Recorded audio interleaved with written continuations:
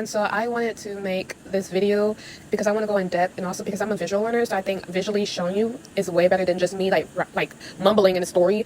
And you can always go back to this because I will be saving this as a highlight on my page, and I also will link some videos that I have watched that helped me get to where I'm at now. I've been doing Rover since 2022, since like October 2022, and it's a slow start. I now just started getting like regularly booked back in like 2023, so it took me a little bit to get to where I'm at now. But I will give you the tips and tricks that helped me to get where I'm at, and also I'm just going to teach you the basics. What you're seeing here is the home screen, but before you even get to this whole section, you will have to pay a $35 background fee because they don't want just anyone watching people's pets. So once you do that, you will see this here. Okay, so after you pay the $35 background fee, I think it took me at least like 2 or 3 days to hear back. It's pretty quick. And yes, before I even get in really depth into this, you have to be 18 and up. So sorry for all my minors, but this is really good to look at beforehand if you're interested in this though. So don't click off. You can still use this guide to when you want to do this, or if you ever like, think about having a pet sitting as a side gig, you can always come back to this. But yes, you have to be 18 and up.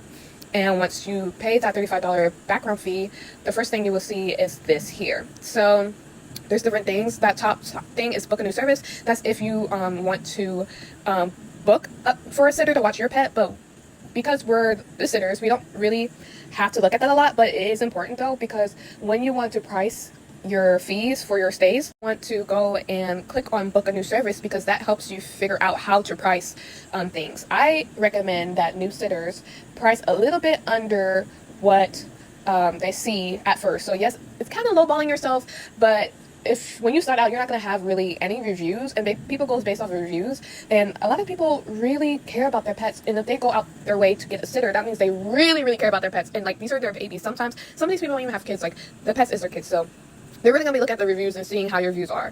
But when you first start out, you might want to price yourself a little bit under, and I'm going to show you this now. Book a new sitter, then click boarding or whatever, click next, and then you see I'm at the top, of course, because it's me, but you see that we see some 40s, some in the 30s.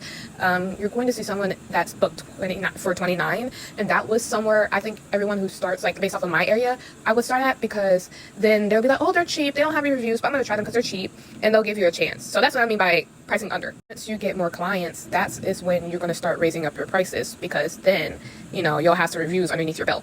Now we'll be back at this page again. So here you have your business. Now service settings, that's exactly where you're going to go to make your prices, and there's things like if you're going to only choose certain dogs weights, like if you want to do just small dogs or if you want to do bigger dogs, you basically make your schedule. You are going to make exactly who you let in or who you want to see. You also saw that it was not just boarding. You could do house sitting, you could do walks, you could do visits, you could do daycare. There's so many options. Forgot to say that you could also just do cats. It's literally just what you feel comfortable watching, and then where you want to watch them. So that's what service settings is. It's just basically you pricing stuff. And then there's also me personally, I price higher for puppies because they're more work.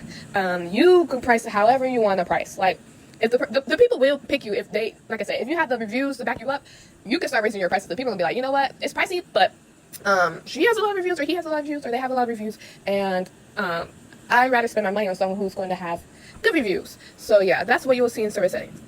Payments, you will not have to worry about that until after you start getting your bookings. Basically, your payments is going to say how much you're going to make. And usually, the only sucky thing about Rover is that they take 20% out of your check. But taxes, side of the 20%, it takes a little bit for the payment to go through. Not only because they want to make sure that both parties, like the sitter and the owner, had a good time during the booking, in case any extra stuff ended up happening, but because it takes usually 2 days for Rover to send your money to your bank. Total, I usually wait 4 days after the booking till I get the money, but I ain't in no rush. Like, you're getting paid. And tips, man, the tips be good, especially if you go out and beyond. They will tip you really well, so that usually helps with the 20% that they take out of your paycheck.